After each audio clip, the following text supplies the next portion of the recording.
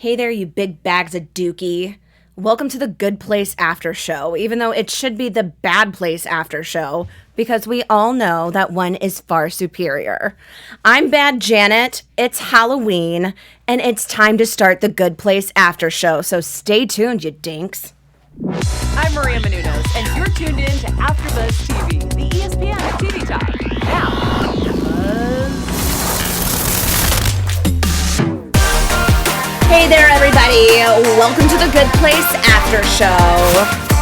I'm your host, Bad Janet. Actually, there needs to be more than one Bad Janet. We got a whole team full of Bad Janets in the house because it's Halloween. It's our extra special episode, and we're talking about Season 4, Episode 6. The Chip Driver Mystery. I'm your host, Alana Jordon. Or Bad Janet. I'm just going to go with Bad Janet because it sounds cooler. Yes. And my fellow Bad Janet, straight out of the warehouse. Yes. Hey guys, Marielou here, and I'm calling myself Very Bad Janet because it's a very bad wig. And it itches really badly. It doesn't look as good as your, actual beautiful hair. You look fantastic, though, and your jacket is at least on point. I couldn't find my right jacket. Between us. All together, with our powers united, which is what this show is about. And, of course, our team would not be complete without Shiksha. Well, Shiksha Mahtani. So I didn't get the memo for the Bad Janet. I'm my own version of Bad... Thanks, Ryan. I'm my own version of Bad Janet, so just deal with it. All right. Yes. That's the way to do it. Basically. Whatever, just I feel like deal with it. you're like, I'm the demon that took over after everyone got blown up. You just haven't seen it yet. So you're welcome for the sneak peek. Someone is running the bad place. That. And she's as fabulous as you. If Demon Con if ever exploded at Demon Con, someone has to take over. Yep. Basically. I say it should be the Queen Bee. Yes. Love that. So, we are, of course, celebrating our Halloween with all of you guys, talking about one of our all-time favorite shows, The Good Place. And I have to say, this was one of my all-time favorite episodes. What did you guys think of this episode? Oh, well, I enjoyed it because we finally got to see more of the new humans, the new characters. And, we've been missing that angle a little bit recently. So it was cool to see. I liked it. It was fun. Yeah, this was fun. And I'll get into it in my news later. But this one is very important to the rest of our season, the rest of our show towards the finale. Oh, so be sure to stick around for the whole episode because not only will we be breaking down this entire episode and giving all of our little opinions and hidden things you might have seen or might not have seen, we'll also be doing our special segment talking about some of the For Your Reference materials, aka name drops, cool references, little tips and things that are throughout the show, and of course our news and gossip as well as our predictions. So stick around for all of it. But diving into this episode, what I liked about this episode partially is the show always messes with the show structure. Sometimes it's the ABC storyline, sometimes it's just the A and B, sometimes we have, it's all over the place and everything ties in. Typically, we have the story broken up by either our 3 or our 4 big characters, or they're grouped off into these sections. This was a really cool one because we know that Bad Janet has been in isolation in Good Janet's void. Yes. So, kind of fortuitous. So we just kind of woke up and felt like being Bad Janet, and she just showed up in this episode and was like, "Don't forget about me, dingus." But she's been just kind of tucked away in this area. In the void. Mm-hmm. She's lost in the void. But this we see Michael come in and say, basically, look, I'm going to tell you a story, and at the end of the story, I'm going to get rid of you. And the way that it's said, you assume, okay, something has gone down that has potentially made Michael... At this point in the story, what are you guys thinking? Were you thinking it was going to go the way that it did, that it was going to be this moral compass, points true north type situation? Or do you think that, or did you think in that moment that this was going to be another potential Michael breakdown? Something has gone so badly that now he's thrown in the towel. Well, honestly, we should have been expecting it. Just because we've been missing that moral aspect of the show over the last couple episodes. We haven't had Chidi's classes. I mean, you've had mentions here and there, but it hasn't been very prominent. So it's almost like we needed it because that's one of the beauties of the show. It's all the philosophical stuff that they just throw in there. So I enjoyed it. Literally throw with the books now. Yeah, I know. It's like his superpower. It's so cool. Like if he's in a fight, watch out. Boom. Yeah, see, they could come from all directions. You could just like rapid fire, like I know. them. I love it. Yeah, I was really glad that there was a lesson in this. And did Michael at the beginning say at the end of this, I'm going to get rid of you? Was the way that he said it. And by saying it that way with that sullen expression, to me, I felt like it was a typical Michael Schur psych out, where it was like, you think it's going to be really bad, but it's actually good. Yeah. Well, when I saw the book, because he brought that in, and where he's like, that's part of the story, but we're not going to get into that yet, I knew that was something important. That there's going to be multi-layers to this and kind of peeling it back.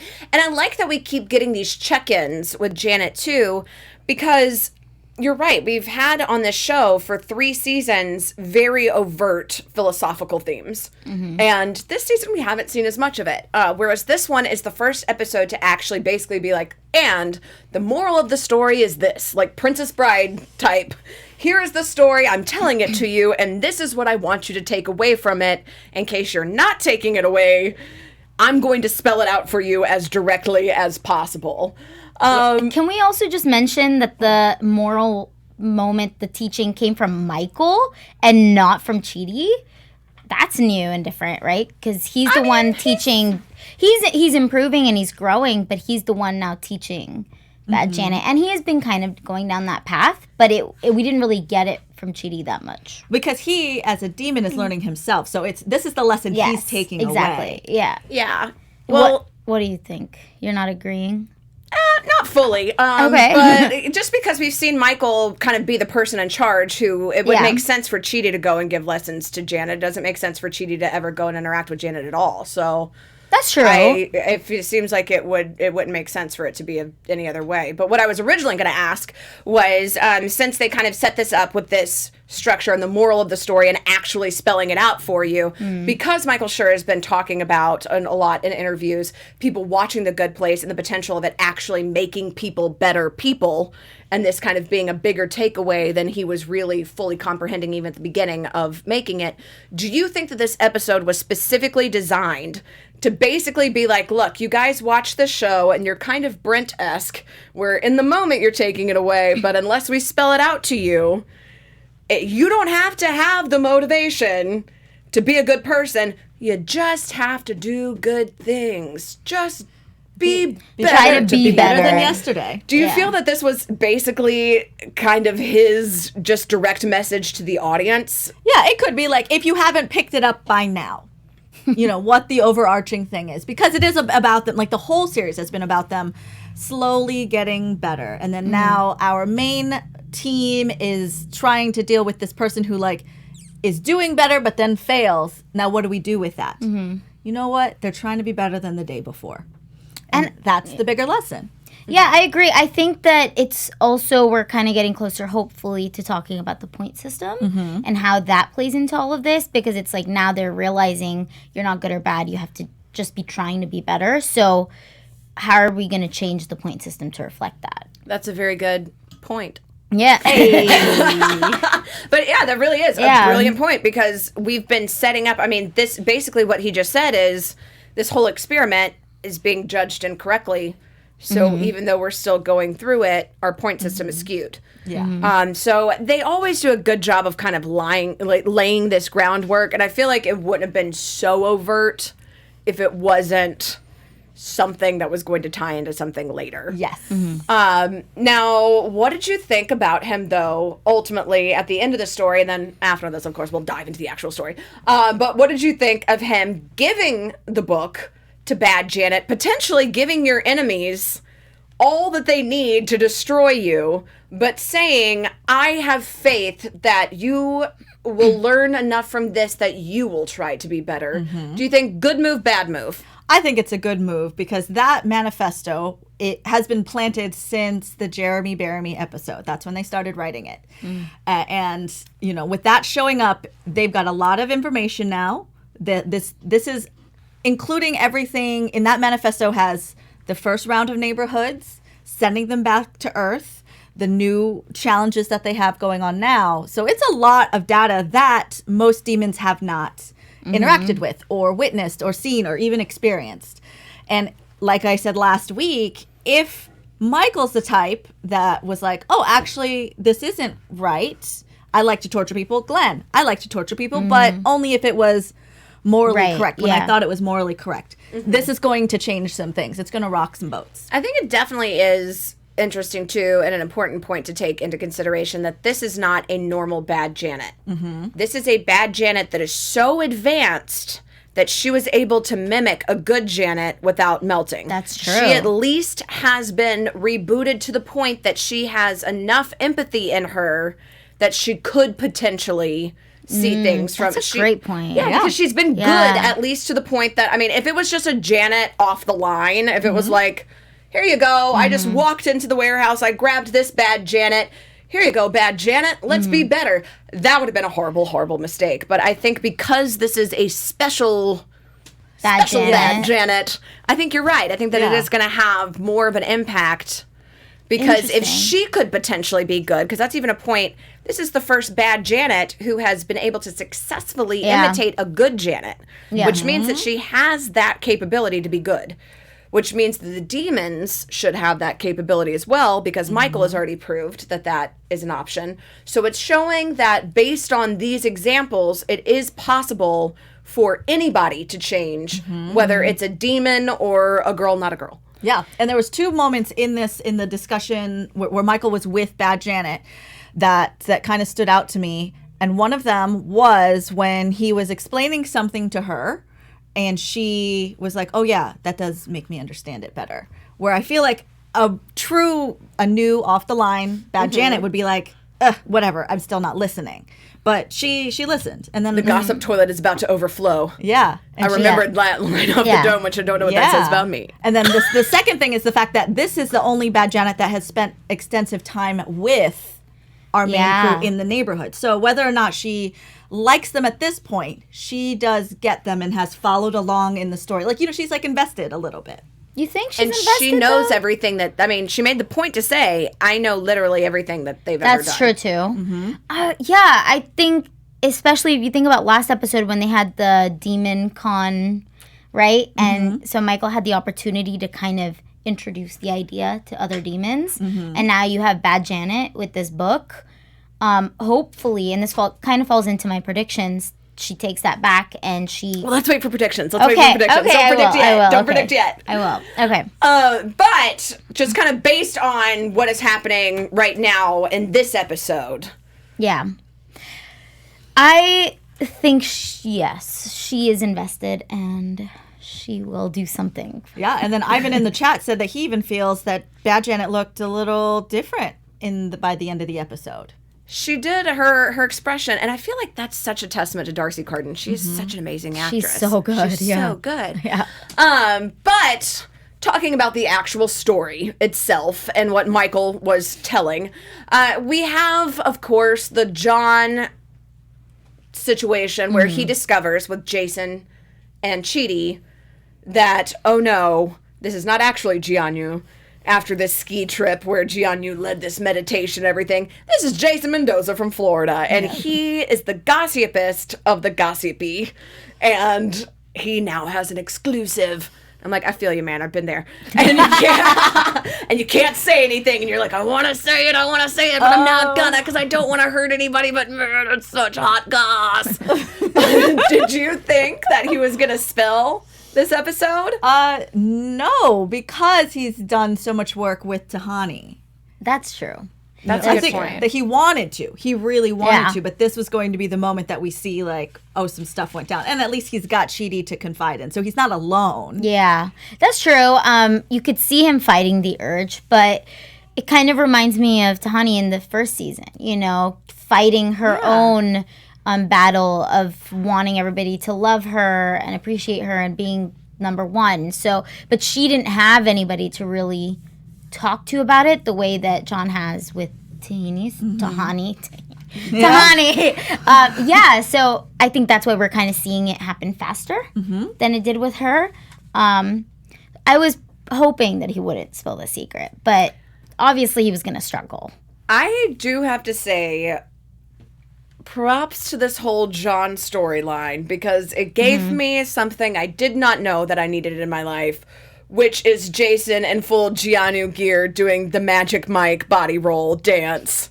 Because Manny Jacinto, like, that was like, props, it was so spot on. I was like, you guys wrote this whole storyline just so you could have that moment. Yeah, I feel absolutely. certain. I was like, that was my Keanu meditation. What was your Keanu meditation? I know that John's was Kate Blanchett saying Rihanna. And I love that he says her name right, too, because everybody says Rihanna, and it's actually Rihanna. Yeah. Oh, is it? It is. It's I Rihanna. did not know. And I know that because mine's Elena, and everybody says Alana, and I just go with it, because everyone's like, they say Rihanna. And I'm like, yeah, I'm not Rihanna, but whatever. It's I always say Rihanna. Rihanna too. So how do you say Rihanna. your name? I'm Elena. She's Rihanna. You can call whoever, whatever, I guess. Do what you want. Everyone's doing mind this is so blowing. long. Everybody's like losing their minds right now. They're Yeah. like, what? And I bet you say it every week. Yeah. Yeah. Hey, You're fools. I'm Yeah. Rihanna. I say it every week. You should know Rihanna's name by this point. Yep. No. Lesson learned. But yeah, I love that they had this storyline, and to show too, you're right, because he's been working with Tahani this whole time. Having this backup, having this support system has made such a monumental difference. Brent, however, he hasn't had that. He hasn't connected with anybody, really. Even when Michael tries to on the golf course, all of these things, he feels everything is an attack, so then he just lashes back out. So it's interesting to see these kind of juxtaposed, and the John kind of like, okay, this isn't as big a deal, because even though I want to say all this stuff, I have Tahani, and Tahani even saying, you know, like, oh, I can have him talk me out of a stupid decision. Basically say, like, hey, I'm going to have him focus on being a good friend. Focus on your friendships, and then the negatives kind of fall away. Brent doesn't have any positives to focus on. So his only, his one accomplishment, this book, was his moment that he's like, yeah, look, I did something, I contributed. And he felt so attacked for it when he doesn't even realize that it's like, yeah, but your accomplishment was basically just trash talking all of your friends in a veiled form. What did you guys think about the way that Simone talked about him specifically, saying, it is not my responsibility to placate this man. People like this exist and do these awful things. Why do people like us, you and I, Chidi, have to sit here and deal with it when we're the ones who are adhering to all of society's rules? This guy is a jerk. He should have to deal with the consequences. Oh, well, it hit me very deep in my soul because I feel like that every day. Oh, man. You know, I think that we're not seeing that much change in Brent's character. And I think it has a lot to do with the fact that the new humans aren't uniting. You know, they're not helping each other out. They're, in fact, going against each other. Like, Simone's going against him and saying all these things about him and not really helping him. Versus with the first four humans, they, in every reset, they would always come together. Michael would push them together to kind of come together and be friends and figure things out together, right? That's actually a really good point, because that's been kind of the underlying thing. It's like, even when Michael was like, oh yeah, putting you together was the mistake. I should split you all up. But then they all find a way to come back, because they seem to have this sort of intrinsic bond together.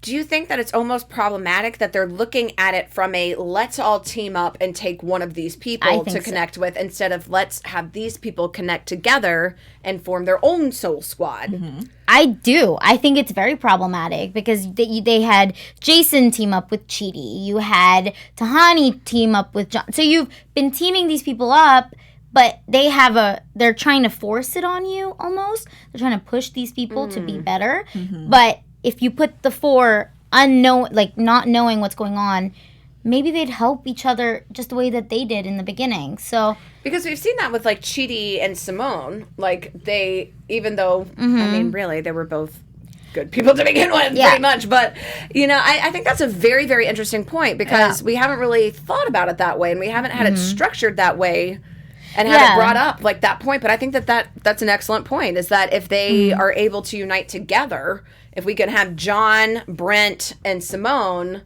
all kind of and be Chidi. like, and Chidi. Yeah, he doesn't know what's going on. So Yeah, Chidi. Chidi. Yeah. I still You count need him as like Chidi. OG Soul Squad. I do like, He's too. still part of the core 4 humans now, but Yeah. Chidi is that weird He outlier. is. He's in the that's, like, in the between. middle, He's but our you need Venn him. diagram. He's the one in the middle. But he's the moral compass, right? So you need him in the Yeah. middle. Kind of, it makes sense for him. So yeah, that's kind of troubling me a little bit that they're not doing that. I think that's a really good point, and I feel like, I mean, we've seen Michael trying to talk to Brent and trying to connect with them, and the whole like Ben Hogan quote where it's like, your most important shot is your next one. He's like, and if you want to apply that to other things in your life, like, you can make a mistake, and that's fine as long as the next thing you're doing is trying to be a little bit better. And this, the whole idea of like, what quote are you going to listen to, even with John and the Immanuel Kant, like, you should keep your friends' secrets, versus Bethany Frankel, who's like, I'm on TV, baby, so listen to me. I feel like it's nice that they kind of juxtapose these together, and they give us the two sides of the coin, and in each situation. And yeah, I mean, it's a very complicated structure. We even see Eleanor kind of struggling with it, of like, that's a good point. I'll get back to you. I don't really know what to do with that. What would your plan be in this situation? If you guys had to come up with a plan where he writes this horrible book that is offensive, also just because you don't know Who Framed Roger Rabbit, like Jessica Rabbit from that movie, get out of here. Come on, buddy. But yeah, so what would you do to try to placate the situation if you were in Eleanor's shoes? I don't know. I would make them all write short stories, like having like that's a good idea.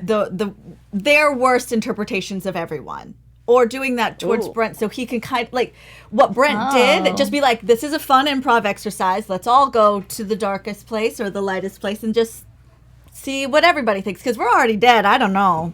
I will say, I think that's a very good idea in theory, Yeah. but having been to many an improv class Yeah. that start out that way, things get real dark real fast. Yeah. But I don't know, a little drama. Yeah, I was like, well, you are listening to Two Bad Janets here. Yeah. So it's like, No, but I would do something where all of them would, they could say how they felt, but I don't think Brent would care. I feel like, yeah, you're right, because Simone even says, where she's like, he doesn't see you. He doesn't see anybody but himself. Do you feel like, though, because Chidi says that he has this obligation to help this man, regardless, even if he's not seeing him or getting anything in return, do you think that is going to be a situation where maybe Chidi starts to feel differently because Simone is kind of pushing this? Or do you think that he will be able to kind of be the one to help Simone see that maybe she should be a bit more open? I feel like we might get Chidi swaying in Simone's direction.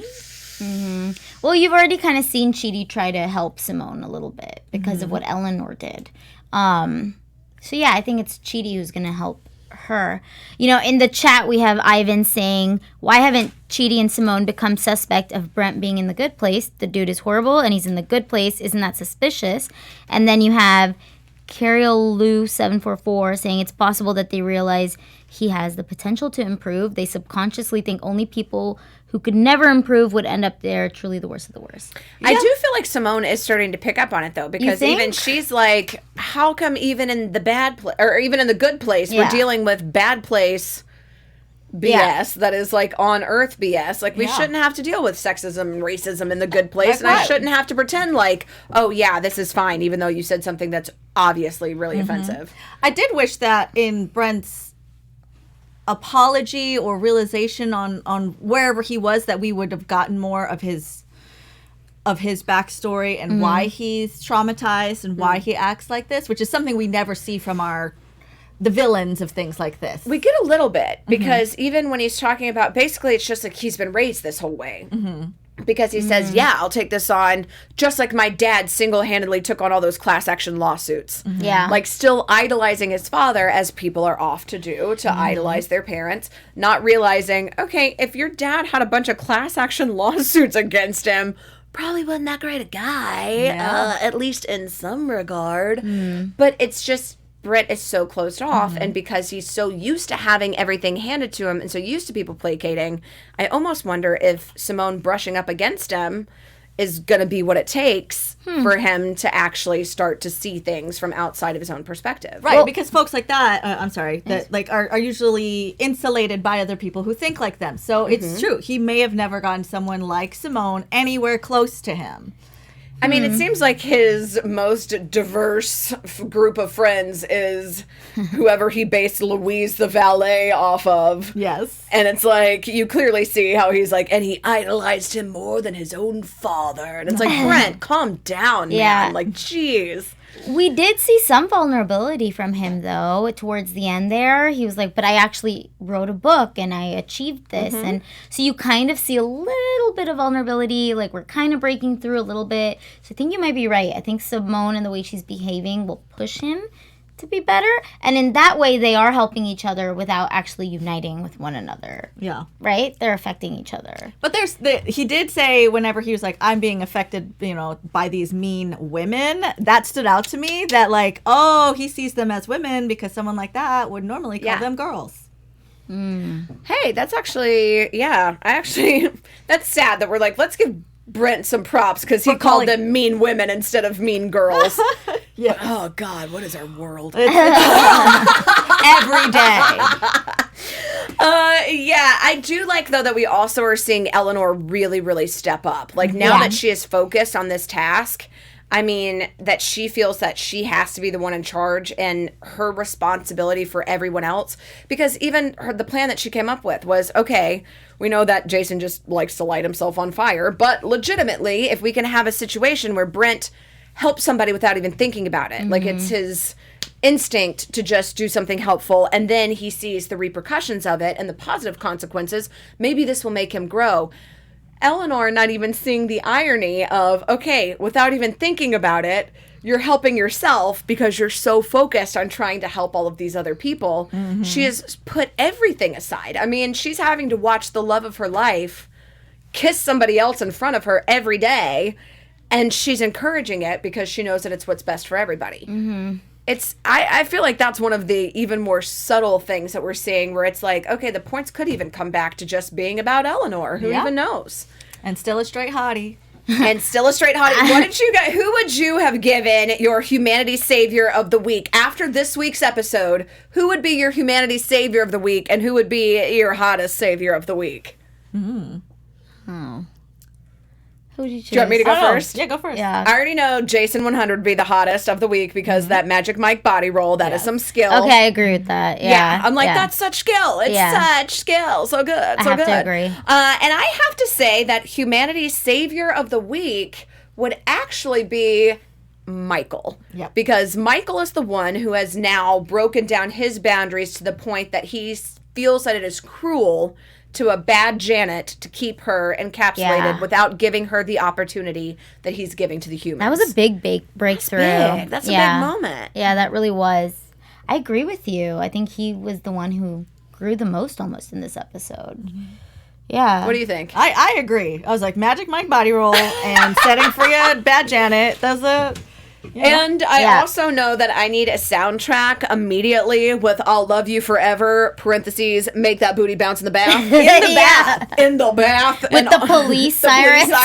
Back. They're real. They were chasing me when I was recording. That's how I got the nickname, The Defendant. I kind of wanted a flashback to like see that moment. Love it. Love it. Yeah. I want like a whole Jason spinoff. Just Jason and Donkey Doug on Earth.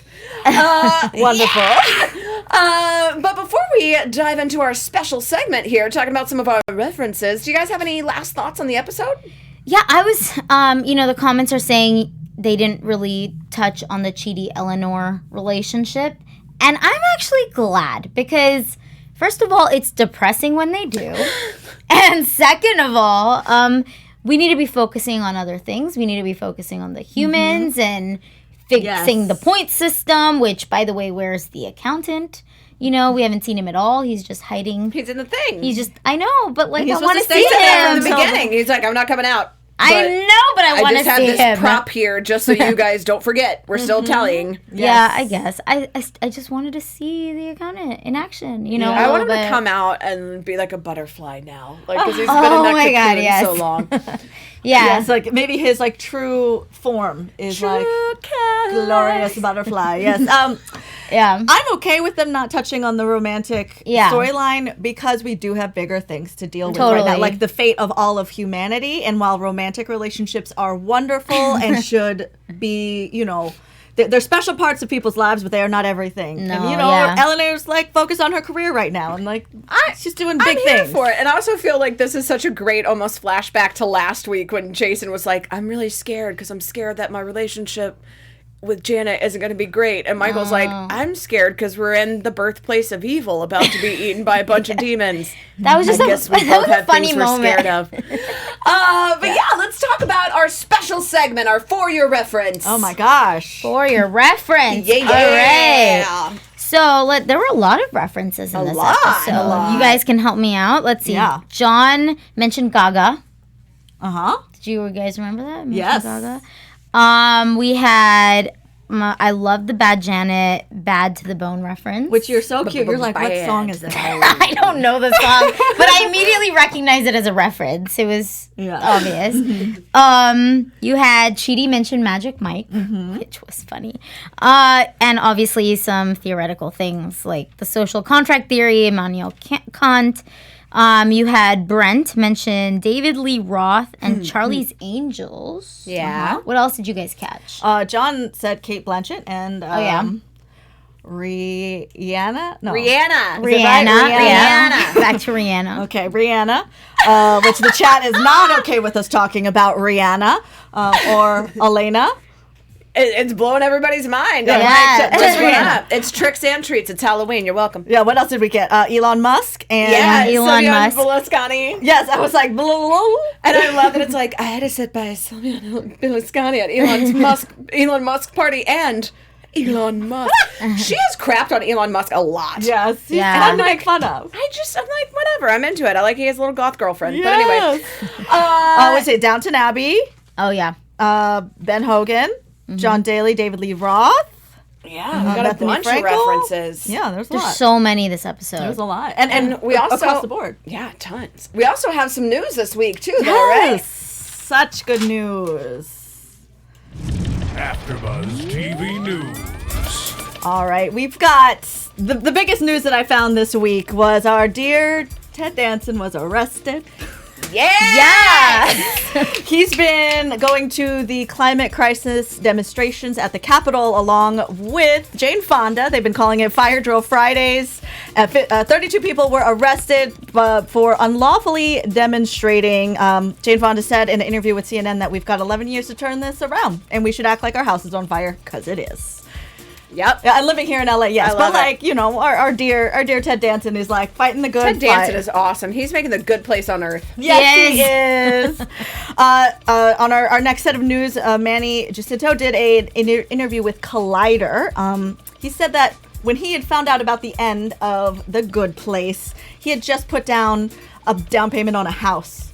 So he was a little bit nervous about it, but he's now booked on Top Gun. He's going to be in Top Gun. Top Gun Maverick coming out in 2020. Which I love that they had the Top Gun reference this episode, too. I was like, Brent, where it was like, why is he dressed like it? And it's like, because he loves Top Gun. And I'm like, go, Jason! Yes, definitely. And then at the end of the show, they asked him, you know, was there any, like, mementos that you took? He has a signed football signed by Blake Bortles. Wow. Yes. I actually interviewed Kristen Bell and I asked her what she took. She took the Too Many Flowers sign and it's in her garden right now. Oh my gosh, That's too awesome. many flowers. And then our last bit of news, Michael Schur was talking to Newsweek, talking about season 3, episode 4, which was Jeremy Bury Me, that there was something very important in that episode. And it was not about the timeline of Jeremy Bury Me. It was more about what their side thing was, and it was working on the manifesto, which we saw show up in the episode tonight. So that's important towards the end of the season here, the end of our show. Manifesto, baby. Well, we got to get out of here, but any one-sentence predictions before we head out? Yes, the neighborhood is now going to end because they've now shown us the different characters. They spent time on them. So now we're done with that chapter of the story. Bad Janet will somehow rally up the demons that are fighting with them. And things are going to get crazy. So I'm excited. Yeah. Bad Janet going back to the bad place with the manifesto as a sleeper agent, whether she knows it or not, and it's gonna make everything tumble, the whole system. Totally. I think so too. I think that it's going to be Bad Janet who's the one who ultimately says, look, our point system is wrong. The way that we're calculating is wrong. So regardless of the experiment, the results, it's going to be we gotta her. start all this over. I think it's going to be Bad Janet. I think she's going to make it be so. Yes, But and you know we love Bad Janet. we love Bad Janet. I think we're just like, whatever, she's our girl. But you let us know what you think in the comments below. Also, if you guys dress as any of our Good Place characters for Halloween, send us those photos, and we'll throw them up on the air next week for you guys, too. And in the meantime, where can everybody keep up with you? You can find me on all social media platforms at I Am Bolly Girl. I'm also on 6 different shows. This one, I am on Legacies, I'm on The Voice, I'm on The Flash and Orphan Black, and also The Bollywood Beat, which is a new show talking all about Bollywood news.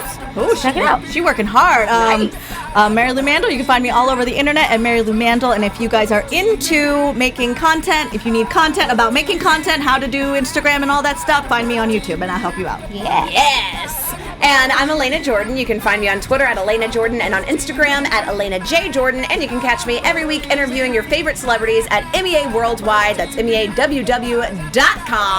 Until next time, guys. Yes, thank you. Happy Halloween. Happy Halloween. It's the good place. We'll see you then.